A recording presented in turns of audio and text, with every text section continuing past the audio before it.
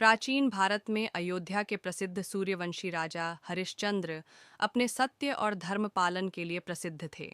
वे न्यायप्रिय, दयालु और प्रजा के हितैषी शासक थे। उनकी सत्यनिष्ठा इतनी प्रबल थी कि वे कभी भी असत्य का आश्रय नहीं लेते थे। उनकी कीर्ति चारों ओर फैली हुई थी और आर्षि मुनि भी उनकी प्रशंसा किया करते थे। सत्यता की परीक्षा लेने के लिए देवताओं ने अर्षि विश्वामित्र को भेजा। अर्षि विश्वामित्र की परीक्षा एक दिन महान तपस्वी अर्षि विश्वामित्र ने राजा हरिश्चंद्र की सत्यनिष्ठा की परीक्षा लेने का निश्चय किया। उन्होंने राजा के समक्ष उपस्थित होकर उनसे संपूर्ण राज्य दान करने की याचना की। सत्य के प्रति अडिग रहने वाले राजा ने सहर्ष अपना समस्त राज्य आर्षि को दान में दे दिया। लेकिन परीक्षा अभी शेष थी। आर्षि विश्वामित्र ने राजा से कहा कि दान तो पूर्ण हुआ, लेकिन दक्षिणा अभी शेष है। राजा हरिश्चंद्र ने विनम्रता से उत्तर दिया कि वे अवश्य दक्षिणा देंगे, किंतु उनके पास अब कुछ शेष नहीं रहा। इस पर ऋषि ने उन्हें दक्षिणा चुकाने के लिए समय दिया।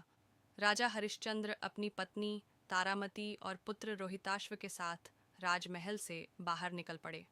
राजा हरिश्चंद्र का वनगमन अपना राजपाट खो देने के बाद राजा हरिश्चंद्र ने अपनी पत्नी और पुत्र के साथ अज्ञातवास का निर्णय लिया। वे कई दिनों तक जंगलों में भटकते रहे। उनके पास खाने के लिए अन्न तक नहीं था, लेकिन उन्होंने कभी भी अपने सत्य और धर्म के मार्ग से विचलन नहीं किया। कुछ समय बाद वे वाराणसी पहुंचे, जहां अर्षि विश्वामित्र ने पुनः उपस्थित होकर दक्षिणा की मांग की।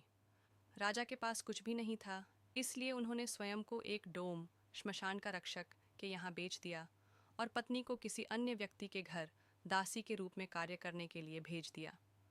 उनका पुत्र रोहिताश्व भी दरिद्रता में जीवन व्यतीत कर रहा था। श्मशान में राजा हरिश्चंद्र को श्मशान में दाह संस्कार का कार्य सौंपा गया। उन्हें यह नियम दिया गया कि बिना शुल्क लिए किसी भी मृतक का अंतिम संस्कार नहीं किया जाएगा।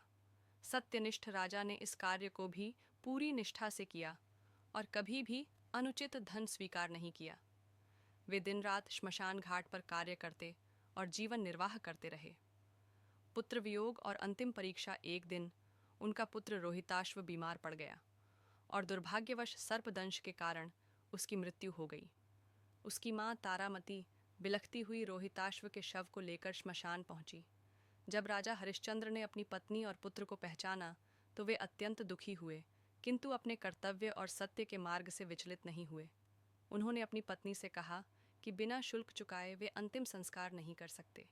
इस पर तारामती ने अपनी धोती का एक अंश फाड़कर उन्हें शुल्क स्वरूप दिया।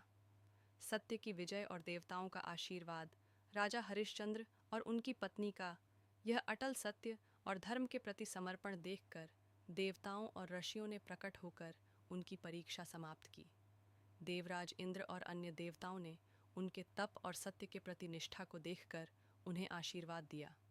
देवताओं के आशीर्वाद से उनका पुत्र रोहिताश्व पुनर्जीवित हो गया। आर्षि विश्वामित्र ने उन्हें उनका राज्य और सम्मान पुनः लौटा दिया। राजा हरिश्चंद्र ने पुनः अयोध्या लौटकर सत्य और धर्म के मार्ग पर शासन किया और अपनी प्रजा का कल्याण किया।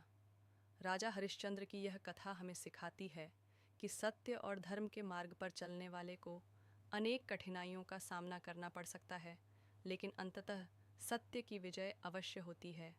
धैर्य, साहस और निष्ठा से जीवन की कठिनाइयों को पार किया जा सकता है और धर्म का अनुसरण करने से अंततः ईश्वर का आशीर्वाद प्राप्त होता है। यह कथा हमें सिखाती है कि सत्य का मार्ग कठिन हो सकता है, लेकिन अंत में वही विजयी होता है।